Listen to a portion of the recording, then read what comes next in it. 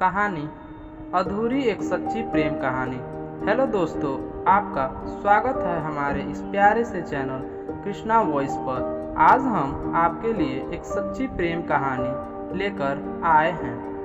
सच्चा प्यार तब होता है जब दिल टूटता है, और यही दिल मेरा भी उस दिन टूटा जिस दिन मुझे सच्चा प्यार हुआ। ये बात उन दिनों की है जब हम कॉलेज जाया करते थे।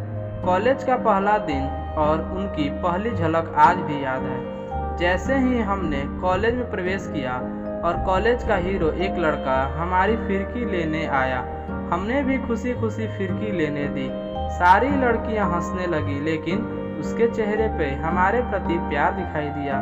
बस फिर क्या था, हमने भी हीरोपंती दिखाने में कमी नहीं छोड़ी। 2 थप्पड़ जोर से जड़ दिए उस हीरो के। फिर क्या था, कॉलेज के हीरो हम भी बन गए।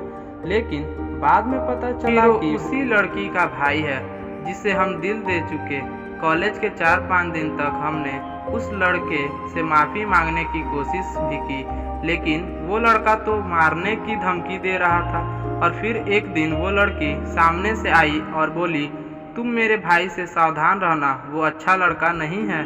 कहते हुए कहा, अगर तुम मेरी मित्र बन जाओ तो शायद वो भी मेरा मित्र बन जाए।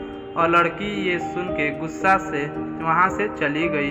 कुछ दिन बाद कॉलेज फ्रेशर पार्टी में एक रोमांटिक गाने पे उसके साथ डांस करने का अवसर मिला, जिसमें हम दोनों को एक दूसरे के बहुत पास आ गए थे।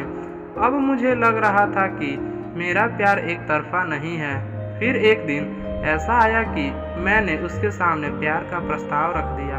उसने घबराते हुए प्रस्ताव स्वीकार तो कर लिया था, लेकिन वो अपने भाई और मेरे बीच हुए उस घटना से डर रही थी।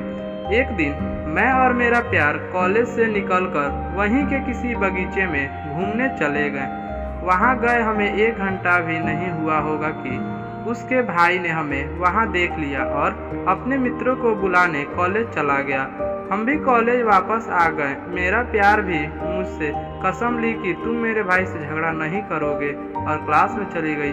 मैं भी क्लास में जा ही रहा था कि उसके भाई ने मुझे रोक लिया और मारने लगा।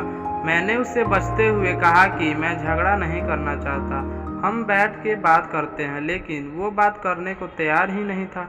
इसलिए मैंने फिर से 2 थप्पड़ लगा दिए। उसी समय वो भी आ गई और जोर से चिल्लाते हुए बोली, भाई मैं भी प्यार करती हूँ, इसमें इस अकेले की ही गलती नहीं है, आपको मारना है तो मुझे भी मारो। ये सुनते ही उसके भाई ने उसका हाथ पकड़ा और उसे घर ले गया। काफ़ी दिन बीत गए, वो कॉलेज नहीं आई। मैंने उससे उसके घर पे मिलने की बहुत कोशिश की, लेकिन नहीं मिल पाया। एक दिन वो अपने घर से कुछ पैसे लेकर मेरे पास आ गई और बोली, कोई ऐसी जगह चलते हैं जहां हमें कोई नहीं जानता हो। मैं समझ गया था कि वो क्या कह रही है। मैंने उसे घर जाने को कहा तो वो मुझ पे गुस्सा करके घर की ओर चली गई।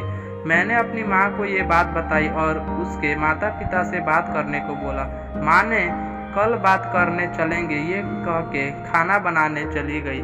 मैंने उसको उस दिन बहुत फ़ोन किया, लेकिन उसने उठाया नहीं। फिर जल्दी सुबह मेरे एक कॉलेज के मित्र का फ़ोन आया। उसने घबराते हुए कहा कि तुम कुछ दिन शहर से बाहर चले जाओ। मैं पूछता कि क्यों, इतने में उसने फ़ोन काट दिया। मैं घबराता हुआ अपने प्यार के घर की ओर भागा, जो मेरे घर से कुछ ही दूर था। वहाँ बहुत भीड़ और पुलिस को देखकर मैं बहुत डर गया और घर आ गया। थोड़ी देर बाद पुलिस मेरे घर आई और मुझे पकड़ के ले गई, और फिर मुझे पता चला कि उसने आत्महत्या कर ली। मैं हैरान रह गया, मुझे कुछ समझ नहीं आ रहा था। 2 घंटे बाद पुलिस ने मुझसे पूछताछ करके मुझे छोड़ दिया। मैं बहुत रोया उस दिन।